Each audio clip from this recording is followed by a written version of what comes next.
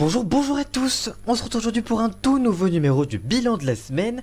On se retrouve chaque semaine pour parler en moins de 3 minutes de toute l'actualité et on en parle juste après le générique. C'est parti, générique.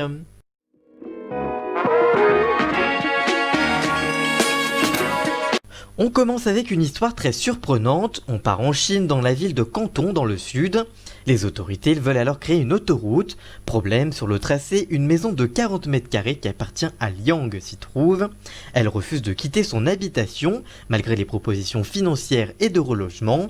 La ville lui offrait 186 000 $ et un logement près d'une morgue. Or, elle demandait 287 000 $. Elle a donc refusé l'offre, ne pouvant pas la déloger de force à cause de l'article 13 de la Constitution chinoise, et après plus de 10 ans de bras de fer, l'autoroute sera finalement construite autour de sa maison. Depuis la médiatisation de l'histoire, les touristes se pressent là-bas, la propriétaire n'est toujours pas décidée à partir, et les autorités ont eux décidé de réouvrir les négociations avec la femme.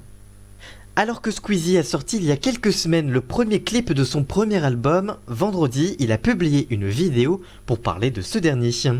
En effet, dans cette dernière, il y révèle que son premier album de 14 sons sortira le 25 septembre prochain, sous le nom d'Oxys. Ce dernier contient 2 featuring, celui avec Némir intitulé Guépard est déjà sorti sur YouTube, et un second avec le rappeur Cambi.